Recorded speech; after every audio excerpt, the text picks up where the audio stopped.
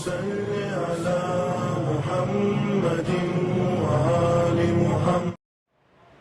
की शब दुआओं की शब है। 8वें इमाम के वहां ये बेटा वो आया है कि जो दुनिया को बांटता है। आओ इमाम के पास आओ, इमाम क्या नहीं देंगे।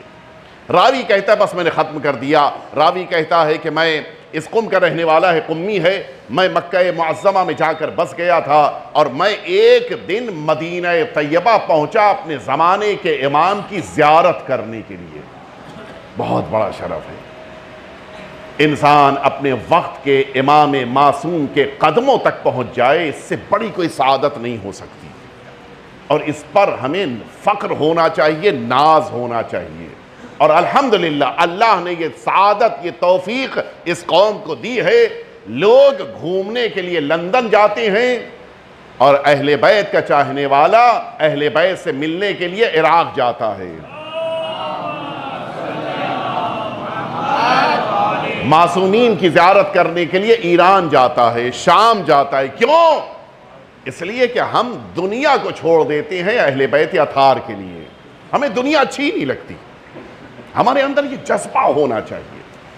कहता है कि मैं ज़ियारत करने के लिए 8वें इमाम के बेटे की बारगाह में मदीना तैयबा आया। मैं सोच के आया था कि मैं इमाम से कहूँगा कि फ़र्जंद रसूल मुझे आप एक लिबास दे दीजिए, मैं दुनिया से जाऊं तो ये लिबास पहन के जाऊं ताकि मेरी शफाअत का ज़रिया बन जाए।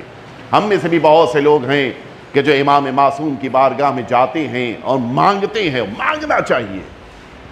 अगर औलाद बाप से नहीं मांगेगी तो किससे मांगेगी? हमें उनसे मांगना चाहिए। कहता है कि मैं सोच के आया था कि इमाम से मैं एक लिबास मांगूंगा, एक पैराहन मांगूंगा ताकि उसे पहन कर मैं कब्र में जाऊं, लेकिन हिम्मत नहीं पड़ी मुझसे मेरी। इमाम के पास जाके बैठा, इमाम से गुफ्तगू की, वापस आ गया। हिम्मत नहीं पड़ी इमाम से कहने की। कहा मैं मस्जिद पैगंबर आया, मैंने वहाँ के ऊपर बैठ कर एक ख़त लिखा और वो ख़त में मैंने लिखा कि मौला मुझे आपका लिबास चाहिए। अपनी ज़बान से कहने की मेरी हिम्मत नहीं हो रही है। वहीं बैठ कर मैंने इस्तिखारा किया कि ये ख़त मौला को भेजूँ न भेजूँ। इस्तिखारा नहीं आया। मैंने सोचा कि शायद अल्लाह की मसलहत ये है कि मैं बग़ैर लिबास के वापस चला जाऊँ। क्या मैं मस्जिद पैगंबर से उठ के आया। उस ज़माने में ये मुसाफिर खाने ये इस तरह के नहीं होते थे जैसे आज के दौर में होते हैं। वो कमरे होते थे, उसमें कोई भी आके कुछ देर रुके हुए वापस चला जाए। कहा मैं मेहमान सरा में पहुंचा, अपने सामान को समेट रहा था कि मैं भी अब वापस चलूं कि अचानक मेरे पास एक शख्स आया, मेरा नाम लेके पुकारा था, कुम्मी तुम में कौन है? मैंने कहा भाई मैं कुम्मी हूँ।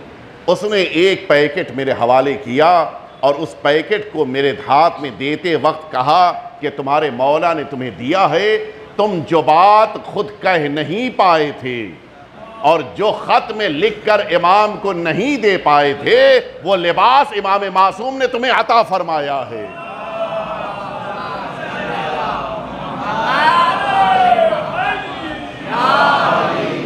इमाम दिलों की बात जानते हैं, इमाम दिलों का राज जानते हैं। इसलिए अपनी बात को इमाम से कहने में कभी शर्म नहीं होनी चाहिए।